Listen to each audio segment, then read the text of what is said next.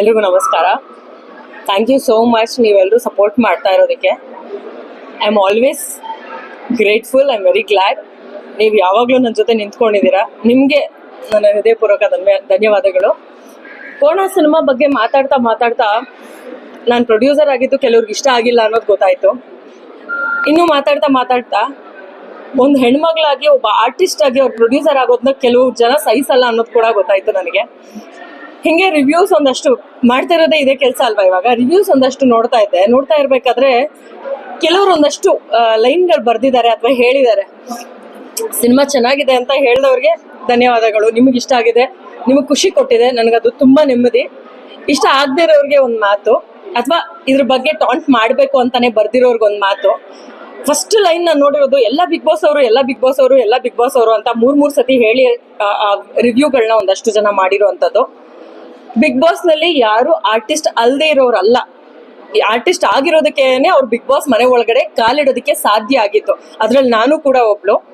ನನ್ನ recognition big boss ಮೂಲಕ ಜಾಸ್ತಿ ಆಯ್ತು. ಅದನ್ನ ನಾನು ಎಷ್ಟ್ರ ಮಟ್ಟಿಗೆ ಒಳ್ಳೆತನದಲ್ಲಿ ಒಳ್ಳೆ ಜಾಗದಲ್ಲಿ ಉಪಯೋಗಿಸ್ಕೋಬಹುದು, ನಾನು ಅದನ್ನ ಉಪಯೋಗಿಸ್ಕೊಂಡಿದ್ದೀನಿ. ಅದೇ ರೀತಿಯಾಗಿ ಕೋಣ ಸಿನಿಮಾ ಅಂತ ಮಾಡ್ಬೇಕು ಅಂತ ಬಂದಾಗ ನನಗೆ ಗೊತ್ತಿರುವಂತಹ ಆರ್ಟಿಸ್ಟ್ಗಳು, ಅವರು ಬಿಗ್ ಬಾಸ್ಗೆ ಹೋಗೋದಕ್ಕಿಂತ ಮುಂಚೆನೆ ಇದ್ದಂತಹ ನನ್ನ ಫ್ರೆಂಡ್ಸ್ ಆಗಿದ್ದಂತಹ ಆರ್ಟಿಸ್ಟ್ಗಳು, ಒಳ್ಳೆ ಆಕ್ಟರ್ಗಳು ಅನ್ನೋ ಕಾರಣಕ್ಕೆ ನಾನು ಅವ್ರನ್ನ ಪಿಕ್ ಮಾಡಿದ್ದುಂಟು. ಅಂಡ್ ಬಿಗ್ ಬಾಸ್ ನೋಡ್ಬೇಕಾದ್ರೆ ಅದೇ ಆರ್ಟಿಸ್ಟ್ಗಳನ್ನ ನೋಡಿ ನೀವು ಖುಷಿ ಪಟ್ಟಿದ್ದೀರಾ. ಸಿನಿಮಾ ಮಾಡ್ಬೇಕಾದ್ರೆ ಅಯ್ಯೋ ಬಿಗ್ ಬಾಸ್ ಅವರು ಅದಕ್ಕೆ ನಮಗೆ ನೋಡೋದಕ್ಕೆ ಮನ್ಸಿಲ್ಲ ಅಂತ ಕೆಲವರು ಕಮೆಂಟ್ ಮಾಡಿದ್ರು. ಆರ್ಟಿಸ್ಟ್ಗಳನ್ನ ಅಷ್ಟು ಕೇವಲವಾಗಿ ನೋಡಬೇಡಿ.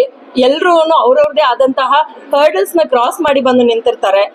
ನಾನು ನನ್ನ ಬಗ್ಗೆ ಹೇಳ್ಕೊಳ್ಳೋದಕ್ಕೆ ಇಷ್ಟಪಡ್ತೀನಿ. ನಾರ್ಮಲ್ ನಾನು ಆರ್ಟಿಸ್ಟ್ ಆಗಿ ಬೆಳಿಬೇಕಂದ್ರೂ ಕೂಡ ಬಹಳಷ್ಟು ಹರ್ಡಲ್ಸ್ ಗಳನ್ನ ಕ್ರಾಸ್ ಮಾಡಿನೇ ಬಂದು ಮುಂದೆ ನಿಂತು ಕೆಲಸಗಳನ್ನ ಮಾಡಿದ್ದು. ಇವತ್ತು ನಾನು ಪ್ರೊಡ್ಯೂಸರ್ ಆಗಿರ್ಬೇಕಾದ್ರೆ ಆತರ 1000 ಪಟ್ಟು ಎಕ್ಸ್ಟ್ರಾ ಹರ್ಡಲ್ಸ್ ಗಳನ್ನ ಕ್ರಾಸ್ ಮಾಡಿ ಬಂದು ನಿಂತಿದ್ದೀನಿ. ಅಷ್ಟು ಕೇವಲವಾಗಿ ದಯವಿಟ್ಟು ಆರ್ಟಿಸ್ಟ್ ಗಳನ್ನ ಮಾತಾಡಕ್ ಹೋಗ್ಬೇಡಿ, ಅದರಲ್ಲೂ ಹೆಣ್ಮಕ್ಳನ್ನ ಮಾತಾಡಕ್ ಹೋಗ್ಬೇಡಿ.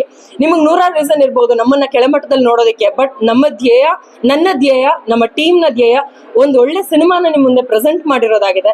ಸಿನಿಮಾ ಚೆನ್ನಾಗಿದೆ ಅಂತ ನಂಬಿ ನಾನು ನಿಮ್ ಮುಂದೆ ಪ್ರೆಸೆಂಟ್ ಮಾಡಿದ್ದೀನಿ. ಬಹಳಷ್ಟು ಜನ ಅದನ್ನ ಮೆಚ್ಕೊಂಡಿದ್ದೀರಾ, ಅದನ್ನ ಬೇರೆಯವ್ರಿಗೂ ಕೂಡ ಹೇಳ್ತಾ ಇದ್ದೀರಾ. Thank you so much. ಅದು ತುಂಬಾ ಖುಷಿ ಆಗ್ತದೆ. ಬಟ್ ನಾನು ಕಾಲ್ ಎಳಿಬೇಕು ಅಂತ ಯಾರ್ಯಾರು ಮಾಡ್ತಿದ್ದೀರಲ್ಲ, ನಿಮಗ್ ಗೊತ್ತಿರಲ್ಲ ಮೋಸ್ಟ್ಲಿ ಯಾರ್ಯಾರು ಮಧ್ಯರಾತ್ರಿನಲ್ಲಿ ಕೈ ಕೊಟ್ಟೋದ್ರೆ ಆ ಜಾಗದಲ್ಲಿ ನಾನ್ ನಿಂತು ಕೆಲಸಗಳನ್ನ ಮಾಡಿದೀನಿ. ನಂದು ಇದೊಂದೇ ಜಾಬು, ನಾನು ಇದೊಂದನೇ ಮಾಡೋದು ಅಂತ ಮಾಡಿರೋಂಥ ಪ್ರಾಜೆಕ್ಟ್ ಅಲ್ಲ ಇದು. ಯಾರೋ ಒಬ್ರು ನಾನು ಇಂಥ ಟೈಮಿಂದ ಇಂಥ ಟೈಮಿಗೆ ಮಾಡಕ್ಕಾಗಲ್ಲ ಅಂತಂದಾಗ ಆ ಜಾಗದಲ್ಲಿ ಗುರು ಏನ್ ಮಾಡ್ಬೇಕು ಹೇಳು, ನಾನ್ ನಿಂತ್ಕೊಂಡು ಮಾಡ್ತೀನಿ ಅಂತ ನಿಂತು ಮಾಡಿರುವಂತ ಪ್ರಾಜೆಕ್ಟ್ ಇದು. ಇದನ್ನ ಎಲ್ರು ಒಪ್ಪಿ ಕೈ ಹಿಡಿದು ಮೇಲ್ ಎತ್ತಬೇಕು ಅಂತ ಕೇಳ್ಕೊಳ್ತೀನಿ.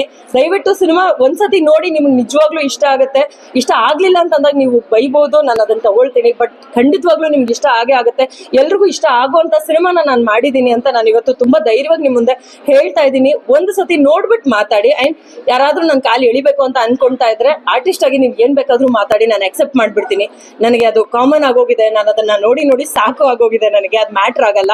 ಬಟ್ ಪ್ರೊಡ್ಯೂಸರ್ ಆಗಿ ನಾನು ಅಷ್ಟು ದುಡ್ಡನ್ನ ಹಾಕಿ, ನನ್ನ ಪಾರ್ಟ್ನರ್ಸ್ ಅಷ್ಟು ದುಡ್ಡನ್ನ ಹಾಕಿ ಮುಂದೆ ನಿಂತು ನಾನು ಕಷ್ಟ ಪಡ್ತಾ ಇರ್ಬೇಕಾದ್ರೆ ದಯವಿಟ್ಟು ಏನೇನೋ ಮಾತಾಡಕ್ ಹೋಗ್ಬೇಡಿ. ನನ್ ಕಷ್ಟ ನಿಮ್ಗೆ ಗೊತ್ತಿಲ್ಲ, ನೀವು ನೋಡಿಲ್ಲ, ನೋಡಕ್ ಕಷ್ಟನೂ ಆಗ್ಬಹುದು. ಅದು ಸಪೋರ್ಟ್ ಮಾಡಕ್ ಆದ್ರೆ ದಯವಿಟ್ಟು ಸಪೋರ್ಟ್ ಮಾಡಿ. ಇಲ್ಲ ಅಂತಂದ್ರೆ ನೆಗೆಟಿವ್ ಆಗಿ ಮಾತಾಡೋದು ಅಥವಾ ತಪ್ಪಾಗಿ ಏನೇನೋ ಹೇಳೋದು ಮಾಡಕ್ ಹೋಗ್ಬೇಡಿ. Thank you so much. And ನನಗೆ ಸಪೋರ್ಟ್ ಮಾಡಿರೋಂಥ ಪ್ರತಿಯೊಬ್ಬರಿಗೂ ಥ್ಯಾಂಕ್ಸ್ ಅ ಲಾಟ್.